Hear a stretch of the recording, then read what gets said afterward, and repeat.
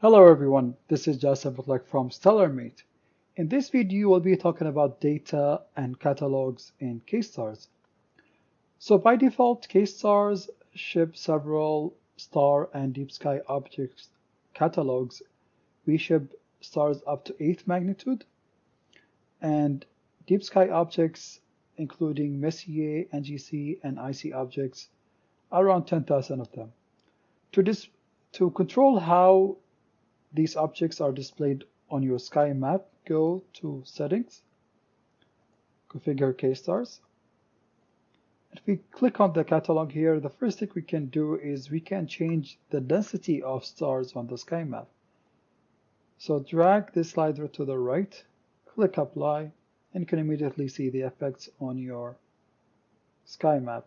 You can also attach labels to stars, including magnitudes.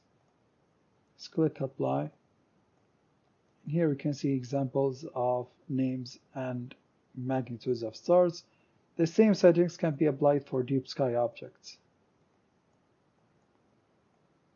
For example, M81 and M82. In this section here, we can import catalogs from external sources. So some users can compile catalogs for K-stars and import them from comma-separated values sources, and they can use the import catalog dialog to convert it to K-stars format. We're really not going to talk about the details of this, since this deserves its own dedicated video. If you go to solar system, we can turn on and off individual solar system objects. For the minor planets, including asteroids and comets, the important thing to note here is that by default, K-stars only downloads asteroids that are brighter than 12th magnitude. If we start downloading more fainter stars, this might put a burden on system resources because the file sizes get exponentially larger the fainter you go. So for 15th or 16th magnitude, we can talk about sizes around, let's say, 60, 70 megabytes, and these files are all loaded in memory and they're using your system resources. So unless you want to observe or download data for a specific or a range of asteroids that are really faint, it's recommended to leave the value to 12. For the comets, we can elect to show only comets that are within 3 AU, so pretty close to the Sun relatively speaking. K-stars can also download and display satellites. Before we can display satellites, we need to update the TLEs and then turn on the satellites either from here or from the toolbar. Same thing for supernovae. We can download supernovae objects and update them occasionally. We'll do this next actually, so just click OK to exit here. And to update any of these objects, go to Data, Updates, and then click the corresponding item. So let's click or update the recent supernovae. So of course you need an internet connection for this to download the data.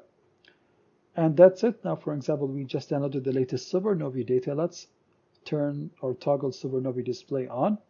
And here we can see some supernovae. So let's click on this one. And this is also a galaxy. Well, let's choose this one here.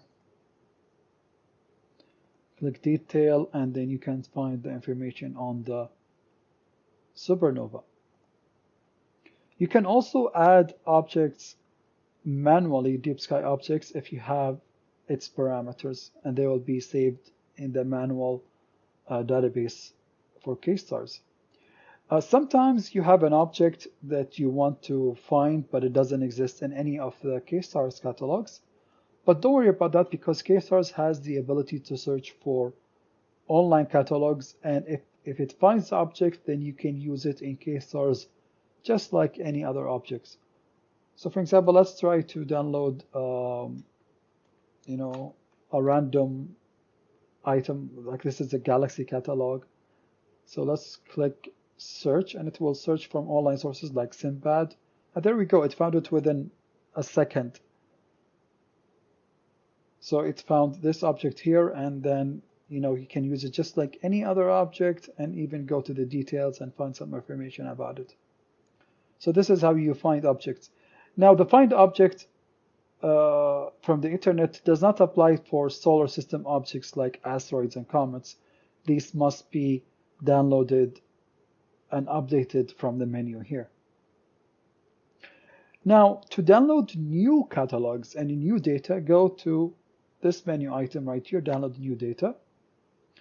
And from here, we can download additional deep sky objects, like, for example, the Apple Planetary Nebula, Travelers 2 catalog, and so forth. The important catalog here is the Tycho 2 star catalogs, because we only include by default up to 8th magnitude. To increase stars in K-stars, you need to download and install the Tycho 2 catalog, which is about 31 megabyte in size. And once you are done with this, then you have the option of downloading the USNO NOMAD catalog. I guess that's the US Naval Observatory NOMAD catalog. And this one supports or includes 100 million stars, but the file size is really large. It's about 1.4 gigabytes. So you really need to have a good, stable, and fast internet connection to download it from here. If it fails downloading here for whatever reason, then you can download it from the internet. Just search for 100 million stars, and I'll include the link in below the video that contains a blog post that details how to download the catalog outside of K-stars. You can also download data for inline thumbnail images that you see on the sky map, and also some images within the details dialog. So whenever there is new releases of this data from K-stars, you will see them here. And that's pretty much covers data handling in K-stars.